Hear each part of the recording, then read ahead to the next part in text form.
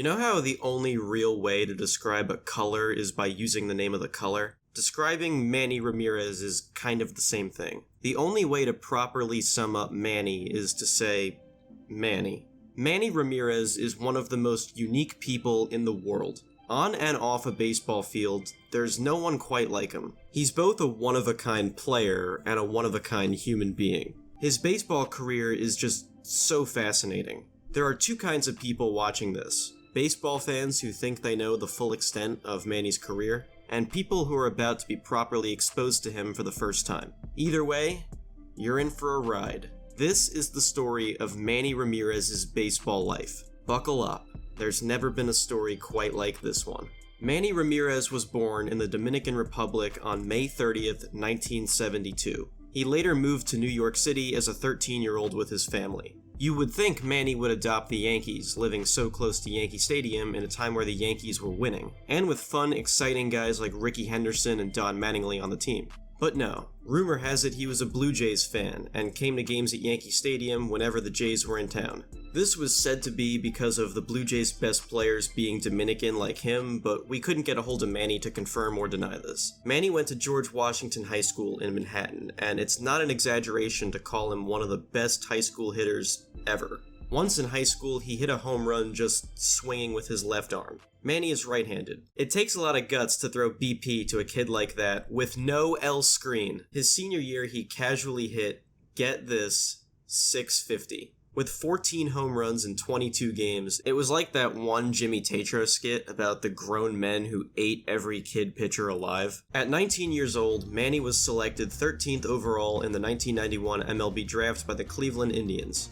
His crushing of baseballs didn't stop there. In his first level of the minor leagues, he led the league in slugging percentage, which is just a way of saying bases per at-bat, total bases, and had more runs batted in than games played, and he hit a home run in almost a third of his games. His ascent through the minors peaked in 1993 though, where he became one of the top minor league players in the game. Baseball America named him Minor League Player of the Year for hammering upper-level minor league pitchers with numbers like these. No matter how you slice it, he was good enough to earn a promotion to the big leagues in September of '93 at 21 years old. He was so young that another guy who played for the 1993 Indians named Lance Parrish made his MLB debut when Manny was 5 years old. Manny made his debut on September 2nd in Minnesota. He went 0 for 4 that day, but don't worry, he was about to have his coming out party. Hey, where was that at? Oh yeah, just his backyard, basically. Manny's gonna come up to the plate for the first time at Yankee Stadium, and he's about to do something you don't see very often.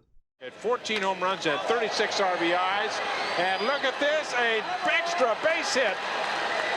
First major league base hit for Ramirez, and he thinks it's a home run. Look at this. Manny was unique, and it showed on his very first big league hit. He would soon find out that, no, that wasn't a home run. His teammates loved it, as you can see here. Sound embarrassing? Well, don't worry. This was 2 at-bats later. And that is gone. Holy cow. Who hit that one? Oh, you thought that was the only home run he hit that night? Our fault for not showing you sooner. Oh, deep into left field. He may have another one. And this one is gone. Holy cow. Oh, man. Those would be his only 2 major league home runs in 1993. He wasn't great in his first month as a big leaguer, but 1994 was a bit different. Manny got off to a really hot start in '94, showing why he was one of baseball's best prospects. And as Manny started to settle into a big league lineup, the team around him grew as well. Guys like Kenny Lofton, Albert Bell, Jim Thome, and Carlos Baerga, to name a few, were evolving into great players. Manny put up strong numbers too, hitting 17 home runs and getting on base 35.7% of the time. And if you go by OPS+, which puts every hitter on an equal playing field to create one number to compare everyone where 100 is always average, Manny was 25% better than the average big league hitter. He'd end up finishing second in the Rookie of the Year voting to Bob Hamlin, who would go on to retire from baseball 5 years later after grounding out in a minor league game. Also in 1994, a pitcher named Chad O.J. made his debut for the Indians. Wait just a minute to find out why that's important. When the famous O.J. Simpson police chase was going on, the Indians were watching live. Manny came into the room and asked what was happening, and was told that O.J. was being chased on the suspicion of his wife's murder. Manny's response was something along the lines of, "Oh no, not Chad."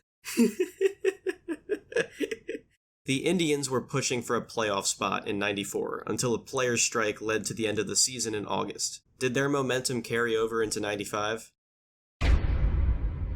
Yeah. The 1995 Indians were insane.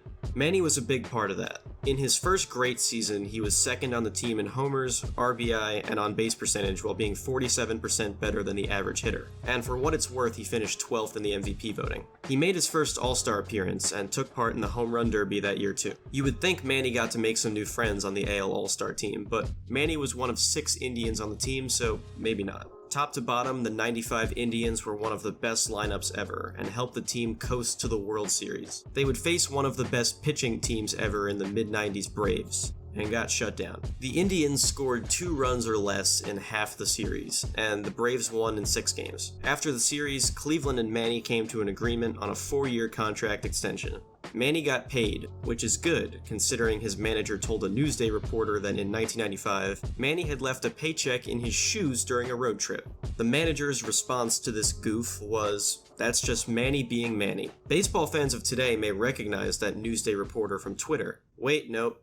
That's more like it. Manny was back at it again in '96 with very similar production. Like, very similar. But for some reason was completely out of the picture in All-Star Game and awards voting. The Indians had the best record in the American League again, and faced the Orioles in the first round of the playoffs. Manny hit .375 with 2 homers that series, but the Indians just got outslugged and lost in 4 games. While hitting for less power in '97, Manny more than made up for it in batting average. Hitting .328 with a .415 OBP, he was again one of the best hitters in a dangerous Indians lineup. You would think the team took a step back, only winning 86 games in '97, but it was enough to get them into the playoffs and a date with the New York Yankees. After a back-and-forth series that put the Indians' backs against the wall, it came down to a Game 5 in Cleveland. The Indians got a rally together in the bottom of the 3rd, and Omar Vizquel almost literally stole second base. This put runners at 2nd and 3rd with 2 out. Guess who was at the plate? Oh, hey Manny. Into center. Williams back over his head, and the Indians take a 2-0 lead.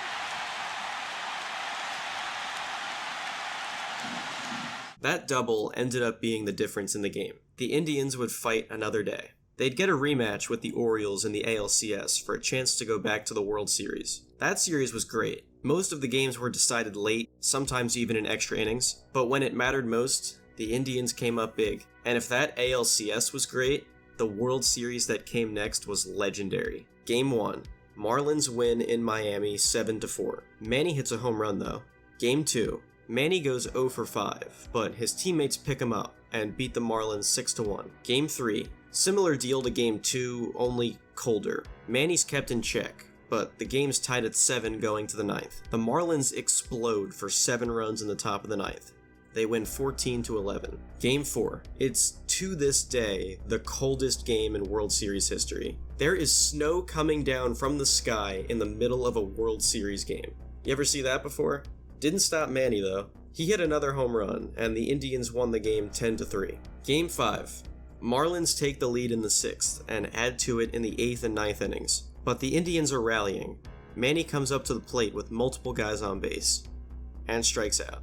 The Indians lose a few minutes later 8-7, coming up just short of a win. Game 6. It's finally warm again. The Indians take advantage of it. Manny only has 1 official at-bat in the game, but he makes sure to drive in a run. Indians win 4-1. Winner take all tomorrow night. Game 7. The Marlins get a hit in the first inning. That's their only hit for 6 innings. Lucky for them, the Indians aren't crushing the ball either. It's 2-0 Indians in the bottom of the 7th. Bobby Bonilla changes that. The damage is limited though. 2-1 Indians, bottom of the 9th. Indians have the chance to win their first championship in almost 50 years. But Marlins stay alive. They tie the game and force extra innings. LeBron calls out Indians pitcher Jose Mesa for this almost 20 years later. Bottom of the 11th now. The Marlins have the bases loaded with 1 out. The Indians are able to survive long enough to get to out number 2, but Edgar Renteria would end the series on 1 swing. A liner off Nagy's glove into center field. The Florida Marlins have won the World Series. A team in their 5th season beat a team waiting almost 50 for another title. Baseball's wild. That Marlins team would be a one-and-done group, breaking up their roster immediately after the series. Manny Ramirez is now 0-2 in the World Series, and it looks like his best chance to win a ring slipped away. In '98, Manny was great again, hitting over 40 homers for the first time in a season and driving in 145 runs. He finished 6th in the MVP voting. From 95 to 98, Manny was remarkably consistent. His OPS plus ranged only 3 points across 4 years. He was basically guaranteed to give you very good average power and on-base numbers by the time he was 26 years old. And at this stage of his career, this was the first year you could confidently say he was the best player on his team. Other years it was a debate, but in '98 he was definitely the biggest threat in the lineup. The Indians would go back to the playoffs and beat the Red Sox in the ALDS to move on to face the Yankees again. But in 1998, the Yankees were an absolute machine. They won 114 games in the regular season and 4 more against the Indians in the ALCS. Manny played well in the 6-game series, hitting 2 home runs, but it wasn't enough. Manny was sent home again. And then 1999 happened. Ayo. 1999 Manny Ramirez RBI check.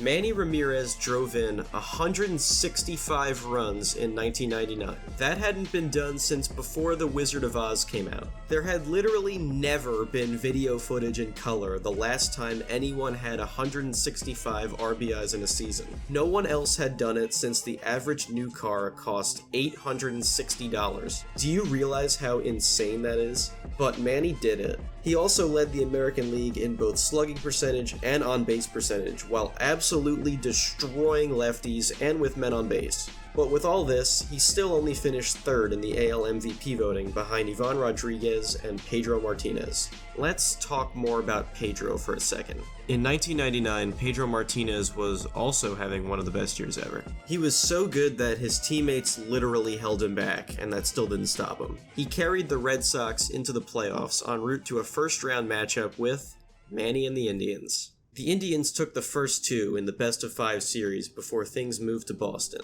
You would think the Patriots and Browns played the next 2 games, as the next 2 finished with very football scores. Like, when have you ever seen a 23-7 game outside of football? But the Sox stayed alive and forced a winner-take-all Game 5 in Cleveland. The Indians hammered the Red Sox for 8 runs in the first 3 innings, with Manny adding to the rout with an RBI double. The thing is, they weren't even winning by the bottom of the 4th. That's when the Red Sox turned to the best pitcher on earth who hadn't pitched since Game 1 because of an injury. Pedro went out and pitched 6 no-hit innings of relief, absolutely dominating the Indians and sending them home yet again. But once again, Manny would be on the other side of someone else making history. 2000 would be the last year on Manny's contract in Cleveland. And after all of that, from 1999, he got even better. Manny hit .351 with 38 home runs, 122 RBIs, and was 86% better than the average hitter,